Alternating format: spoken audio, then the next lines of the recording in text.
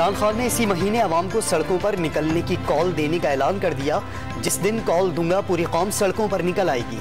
सरबराह तहरीक इंसाफ का दावा, army chief की मुद्दत मुलाजमत में तौसी से मुताल्लिक कोई बात नहीं की, सिर्फ तौसी को फौरी इंतखाबात से मशरूत किया था। सहाफियों से गुफ्तगू में वजाहत।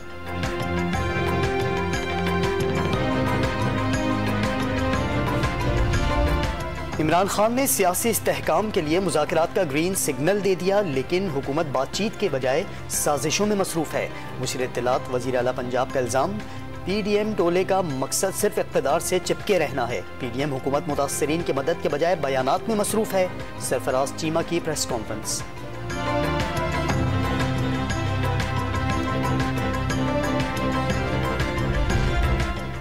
साबिक वज़ीर आज़म की ख्वाहिश और मर्जी पर फैसले नहीं होंगे, फैसले वही होंगे जो इत्तेहादी हुकूमत चाहेगी।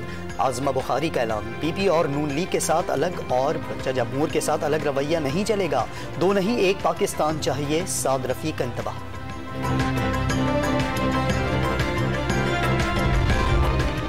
कराची के मुख्तलिफ इलाकों में आंधी के साथ तेज बारिश।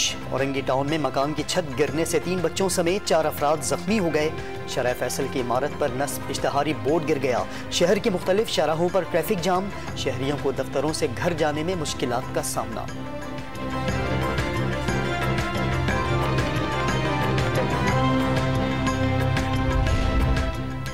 और पाकिस्तान क्रिकेट में एक बार फिर जुआरियों ने एंट्री दे दी। क्रिकेटर आसिफ अफरीदी से जुआरियों का मुबैना राब्ता, खिलाड़ियों से बोर्ड को आगाह नहीं किया।